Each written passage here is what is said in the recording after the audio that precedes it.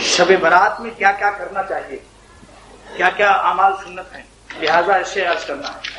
سرور عالم صلی اللہ علیہ وسلم ارشاد فرماتے ہیں کہ تم میں سے رمضان کے ایک دن یا 2 دن پہلے کوئی روزہ نہ رکھے، مگر یہ کہ وہ شخص ان دنوں میں پہلے سے روزہ رکھتا رہا۔ مقصد اس کا یہ ہے کہ رمضان سے پہلے روزہ رکھنے سے کمزوری آ جائے گی اور نفل روزے سے پھر فرض میں خلل آئے گا،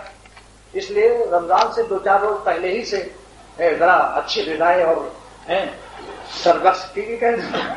یا ہمدرد کے خرما، وہ پھلوں کا رس، بہرحال اچھی غذا، اچھی دوائیں، جو بھی آپ کے والدین مشورہ دیں۔ نہ ہمیں خرما سے کوئی مطلب ہے اور نہ سربخش کی سے کوئی مطلب ہے، دوست ہمارے سب جانتے ہیں کہ میں کسی کمپنی سے میرا کوئی رابطہ نہیں۔ ہاں، حضرت صلی اللہ تعالی علیہ وسلم فرماتے ہیں، یہ حکیم المت تھانوی رحمۃ اللہ علیہ کا جمع کیا ہوا مضمون ہے کہ شب برات شعبان کی 15ویں رات کو، یعنی 14 شعبان کی دن گزار کر جو 15ویں رات آئے گی،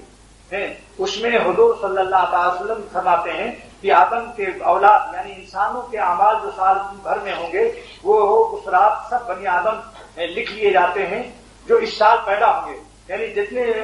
سال بھر میں پیدا ہونے والے ہیں ان کو لکھا دیا جاتا ہے، اور کتنے مرنے والے ہیں، موت مرنے والوں کو بھی اسی رات کو لکھ دیا جاتا ہے، اور اسی رات میں ان کے اعمال اٹھائے جاتے ہیں اور اسی میں ان کے رزق نازل ہوتے ہیں، رزق سال بھر کا۔ لہذا اگر اس رات کو جاگ کر کے کچھ رکعتیں نفل پڑھ کر اللہ سے یہ مانگ لے کہ اللہ آج کی رات ہمارے موت میں مردوں میں لکھی، ابھی زندگی میں برکت دے دیجیے، کچھ موقع دے دیجیے۔ کیوں؟ کیونکہ ابھی ہم نے پردیش میں ہم نے وطن کی ابھی تیاری نہیں کی، تو توسیع مانگ لو، ایکسٹینشن، توسیع، ویزا میں توسیع کرا لینا، 15ویں رات آ رہی، 15ویں رات قریب ہے، لہذا ایک تو یہ مانگنا ہے اللہ سے کیا، زندگی میں برکت، کہ آج کی رات میں مرنے والوں میں ہمارا شمار نہ ہونے پائے، آپ ہماری زندگی اور بڑھا دیجیے، کچھ ہم اور نیکیاں کما لیں۔ نمبر 2، جو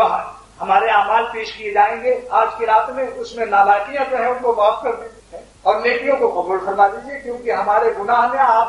گناہوں سے آپ کو کچھ نقصان نہیں پہنچا، جن گناہوں سے آپ کو کوئی نقصان نہیں پہنچا اس کو معاف کر دیجیے، اور جن نیکیوں سے آپ کو کوئی فائدہ نہیں پہنچا اس کو قبول کر لیجیے، کیونکہ ٹوٹی پھوٹی نیکی تو وہ نہیں قبول کرتا جس کا کچھ اپنا ذاتی فائدہ ہو۔ نمبر 3 کیا دعا مانگیں گے کہ اللہ سال بھر کا رزق مقدر ہوتا ہے تو ہمارے رزق میں برکت دے دی۔ حکیم المت تھانوی رحمۃ اللہ علیہ لکھتے ہیں کہ اعمال اٹھائے جانے سے مطلب ان کا عمل پیش کیا جاتا ہے 15ویں کی رات میں، رزق نازل ہونے سے مطلب رزق جو ملنے والا لکھ دیا جاتا ہے۔ وہ یہ سب چیزیں پیشتر سے لوح محفوظ میں لکھی ہوئی ہیں، مگر اس رات کو لکھ کر فرشتوں کے سپرد کر دیا جاتا ہے، یعنی تو پہلے ہی سے لکھا ہوا ہے لوح محفوظ میں، لیکن یہ فرشتوں کے حوالے کر دیا تھا اس رات میں۔ اور فرمایا حضور صلی اللہ تعالی وسلم نے کہ جب آدھے شعبان کی رات ہو، اس رات کو، اس سے مراد وہی 15ویں رات، اس دن میں روزہ رکھو، رات کو جاگو، دن میں روزہ رکھو، رات میں جاگو، اور اس کے دن میں روزہ رکھو، کیونکہ اللہ تعالیٰ اس رات کو غروب آفتاب کے وقت سے آسمان دنیا کی طرف خصوصی طور پر نزول فرماتے ہیں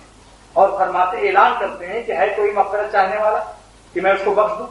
ہے کوئی روزی مانگنے والا کہ میں اس کو روزی دوں، ہے کوئی مصیبت زدہ جس کو میں مصیبت دور کر کے آپ کے دے دوں۔ رات بھر گویا رحمت کا دریا بہتا رہتا ہے،